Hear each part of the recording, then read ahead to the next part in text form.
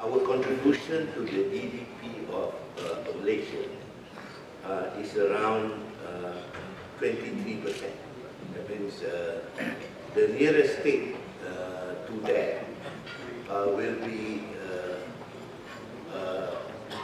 at the range of about 9%. So that's the difference between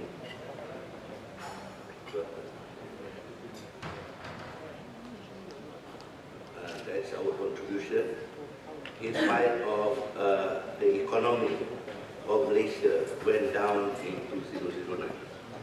Just to show Selangor visually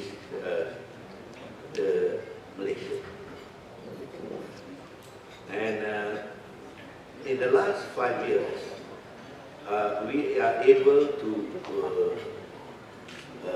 receive a total investment of 49 billion in the last 5 years. This is the highest amount by any state in Malaysia. So you can call Selangor is number one destination. The second, for the sake of knowledge, is Sarawak. Sarawak collected around 40 billion, but it's only about 6 investments equivalent to around that billion. So Sarawak do not have the depth of investment. In the state, we have a combination of both domestic and foreign investment. What is our financial standing? We managed to introduce a very tight control financial spending. I think on the basis that the shareholders are people of Selangor, and I have to answer to the people of Selangor. Therefore, I must know how much we spend and what we have achieved so far. So this is what it's all about. So we started a reserve in the state of 400 million. By 2009, the reserve improved to 1.3 billion. And by 2010, it improved to 1.5. 2011, 1.9. And now we have received,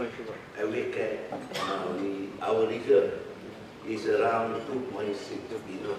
That's also, I think, among the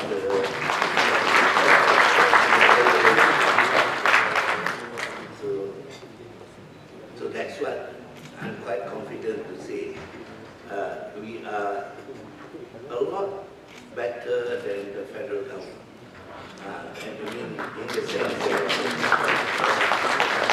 I think they have a decline in reserve, and they are what we call their spending is based on debt financing. So the state of Selangor is fortunate to have a balanced budget with an increase in reserve. And we wanted to show one thing because my ESCO wanted to publicize. Since we have 2.9 billion, 2.6 billion worth of reserve, and on the 5th of March 2008, 2008 is a very important year. On the 5th of March 2008, the previous Menteri Besar, Toyo, and the famous or infamous Minister of Work, Dato' Sri Samuel, went to Klang, trying to launch the Klang third bridge. This is 5th of March 2008. By the 8th of March 2008, The government of Selangor changes. And what happened is, they didn't build it. So,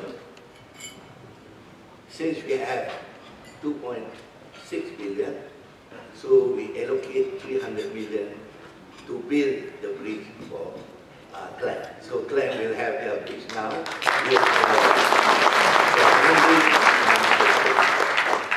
But if you are in Putrajaya, we like to negotiate with the Minister of Finance to pay back that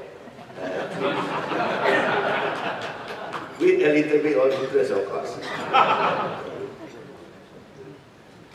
So this is just to show that we have a balanced budget, about $1 billion for operation and 600 million for development. And all our welfare and people's activity are being put into an agenda.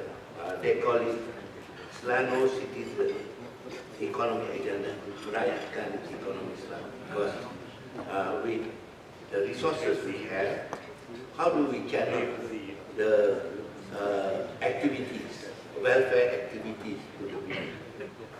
This time, what we did is, we are very targeted. If you want to know how many people receive certain grant on a program, we will have both the records and the timing of the distribution of the grant. We also developed a concept of quiet flat management because of the technology. We do not need to pass our funding to the various stages. We go straight. We have also given free water, 20 meter cube, with the view of Tan Sri Wan Azmi. I'm delighted to say he's going to agree to sell his concession to the state. Thank you, Tan Sri. No, you are not selling it to me, actually. You are going to sell it to the people of Selangor. I offered 9,650 million ringgit for the total concession for the takeover of water operation in Malaysia. And let me give you a calculation. There are 5.2 million people in Selangor, or let's say it's 5 million. If I can entice them to hold 2,000 shares each, 2,000 shares each, or equivalent to 2,000 ringgit, 2,000 ringgit times 5 million, that means I have $10 billion. $10 billion, I can buy these water concession companies, and my people in the state of Selangor need not pay that. I only deduct from the profit of my water, and later on, the whole of Selangor population will own this water concession company. So there is no more that excites Tony Kua and the team. If I can do it, if they are in Putrajaya, they cannot do it, then they will be in trouble. So that's it's all about. So we wanted to introduce various schemes to make sure that the resources of the state are well managed. So this is it. And we have tuition rakyat, a scheme for tuition of the people. We spend about 13 million. And we have also a scheme called the microcredit scheme, quite similar to the Bangladesh scheme for the people of the urban population. Then also for the rural, where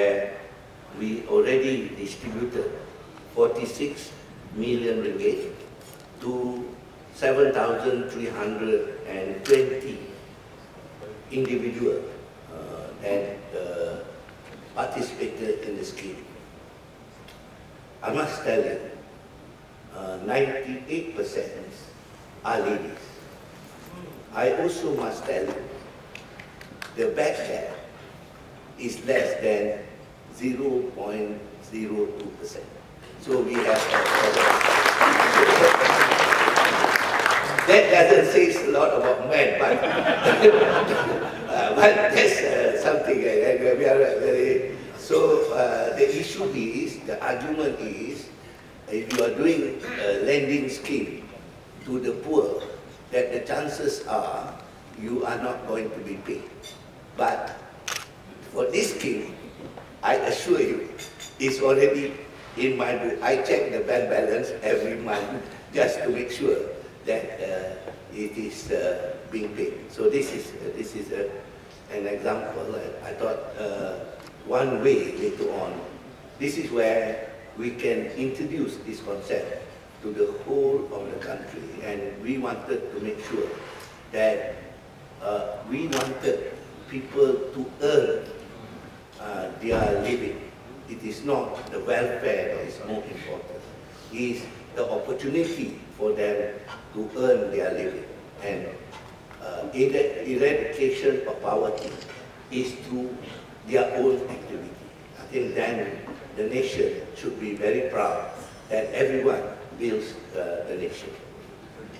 So this concept, this is for the ladies, the women health scheme, mammogram testing, which we have done for free. And one thing we can compare our cost. We provided to 17,000 ladies for the mammogram test. It cost us 1.6 million ringgit.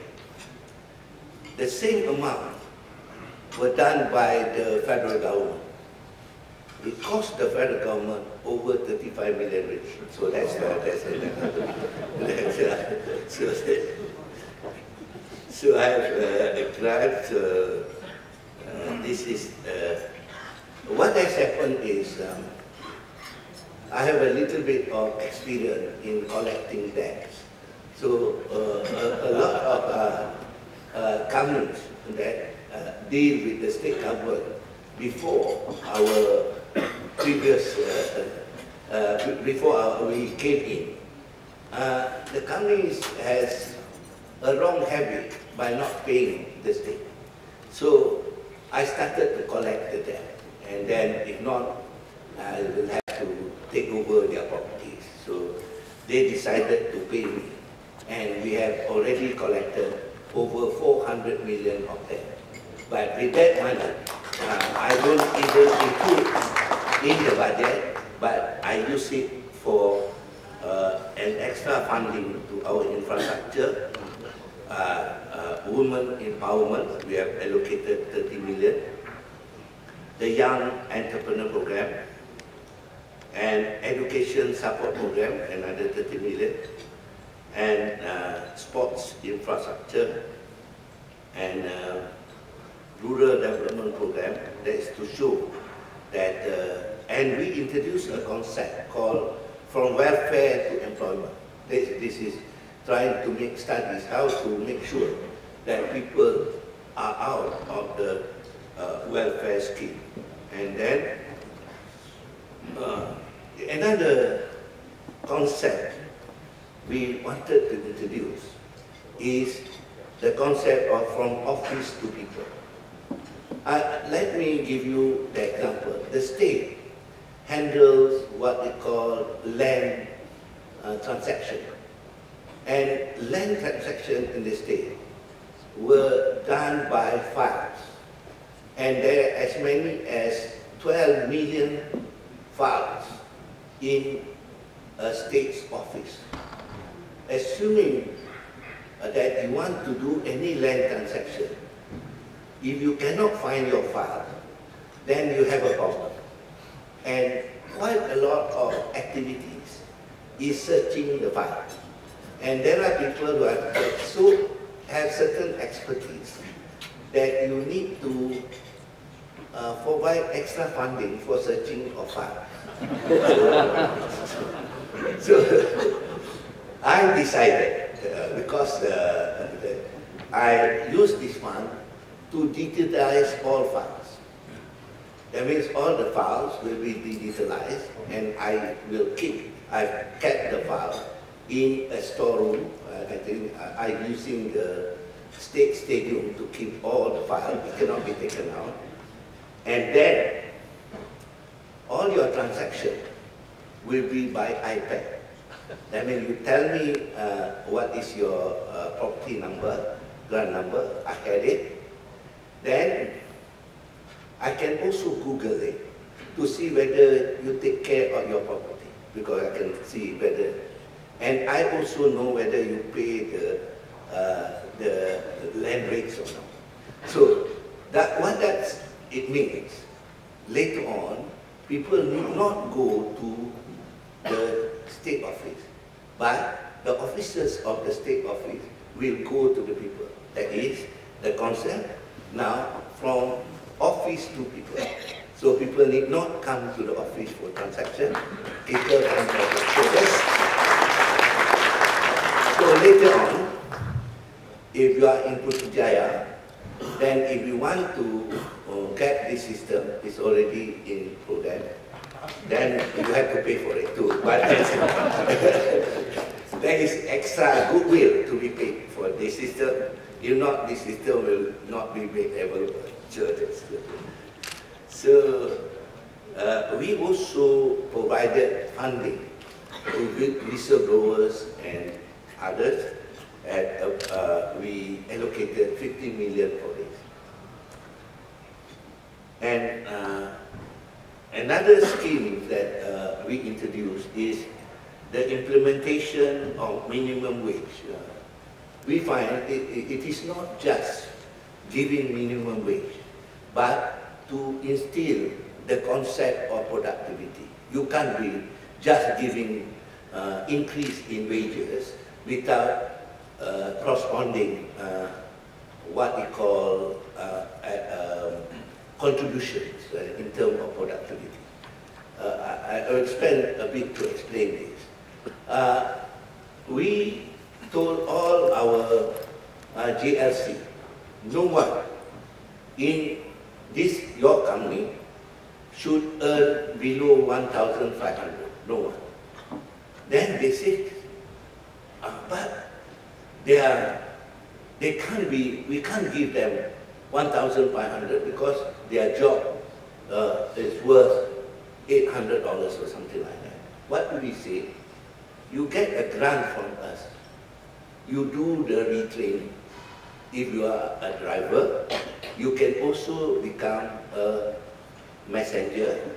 You can also handle the computer, and you can handle the office activity. So what we are trying to say there, even we talk about minimum wage, we should also talk about ways and means to enhance productivity, so that each and every one of us will earn our keep. So that's the concept that we want to do. So we have also an issue with regard to urbanization and right to information. We have a grant for that, and preservation and rehabilitation of the environment. There is a grant, and the grant which I have used is to check the number of voters in Selangor, and we found out there were 500,000 new voters. 130,000, we cannot identify that. So the election commission says, never mind, you don't need to identify them. because that's not your job. Anyway, I think if we want to have democracy, at least we should know where the voters are and how those who want to be selected will approach them. I think it must be an open, transparent, and identifiable voters. So I'm working on it, but I am going to recommend certain system that